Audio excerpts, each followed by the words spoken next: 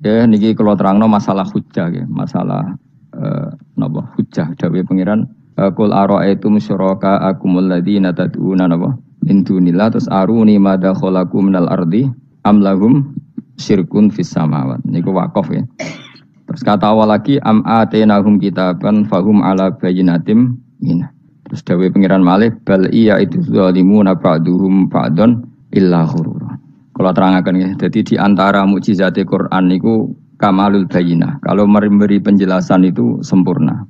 Sehingga ulama mengatakan imanul muqallid, imannya orang-orang yang asal ikut kiai, asal ikut guru, asal ikut buku, itu mukhtalaf alaih.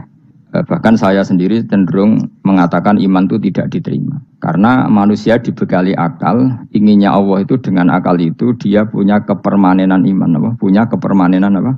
Iman, dan dengan itu dia imannya mujma'aleh, mesti diterima oleh Allah Subhanahu wa ta'ala karena binnadzari shahih, dengan logika yang benar. Dan logika yang benar itu gampang sekali. Beberapa ulama tentu tahu sekali, bukan sekedar tahu sekali karena itu diajarkan Allah dan Rasul. Misalnya begini, kata Allah, saya kalau baca ayat-ayat ini itu sering nangis karena Allah yang Tuhan itu sebenarnya tidak butuh kita. Saya ulang lagi, Allah yang Tuhan itu tidak butuh kita, juga tidak butuh iman kita. Tapi Allah ingin hambanya itu berakal ya, karena agama itu liqaumi yaqilun, sehingga berpikirnya benar. Misalnya gini kata Allah, enggak apa-apa kamu menuhankan selain saya itu tidak apa-apa kata Allah. Enggak apa-apa Yesus kamu katakan Tuhan enggak apa-apa, kamu katakan batu Tuhan enggak apa-apa. Tapi tolong prosedur atau persyaratan menjadi Tuhan itu kamu lengkapi, yaitu punya prestasi menciptakan langit dan bumi. Kalau tidak semua surun semen kata Allah, sementing urun. Gitu. Jadi sebetulnya itu kan rasional. Misalnya nggak apa-apa kamu merasa jadi presiden atau gubernur atau jadi wali atau jadi apa. Yang penting prosedurnya dipenuh.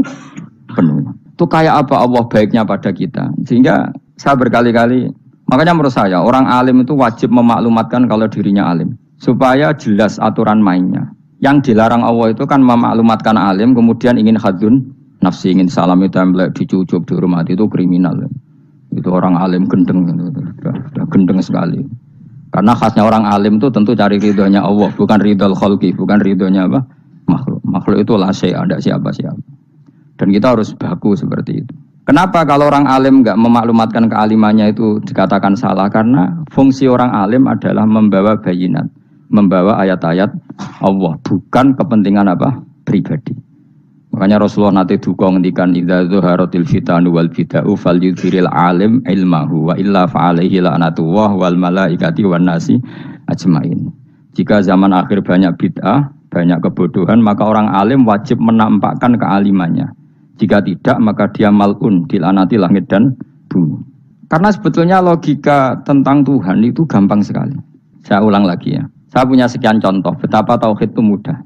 Jadi kalau ada orang bilang ikhlas itu angel, Gus. Ya dia sendiri goblok karena nggak tahu logika apa. Ikhlas itu justru gampang. Misalnya kamu ngamal demi manusia itu umurnya hanya berapa coba? Kan pasti mati.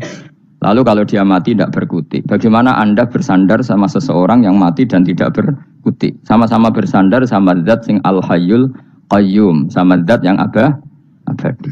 Kamu latih terus akal kamu. Misalnya saya punya jamaah banyak, mereka itu kan nggak jelas surganya. Kok harap-harap syafaatnya piye? Soalnya jamaahku mlebu neraka kabeh. Kan nggak mungkin nyafaati saya. Atau mereka mlebu swarga kabeh, wis do sibuk kelon mbek widadari. Mungkin ya ndak ngurusi saya. Jadi dua kemungkinan itu sama-sama ndak ngurusi saya. Mlebu neraka ya rasa nyafaati, kan mlebu swarga do sibuk napa? Ngeloni widadari karena trauma di bocah elek, melarat macam-macam. Sehingga kiainya saja wis ora takok Gus Baneng iki wis ora takok. Seribet deh, no? Nah, tentu saya juga sibuk sowan pangeran sudah itu makom saya sudah sibuk sowan pangeran. Kowe pesta seks sing kula sowan pangeran. Wa swargame ayate pokoke inna ansa'na gunna napa? Insa'a faja'alna gunna. Apakah bar kelon dadi perawan neh berarti keloni berarti. Seribet. Kula insyaallah melok daftar sing fa'ama in kana minal muqarrabin farauhu warihan. Jadi surganya muqarrabin itu enggak ada sifatnya. Di situ enggak dibakas bidadari, makan-makan enggak, tapi farauhu warihan. Satu surga yang sifatnya rohani karena enggak bisa disifati. Tapi saya daftar di situ ya hanya beberapa jam, baru itu gabung kon. Sawangane kok karo rasane wong ayu juga keberatan.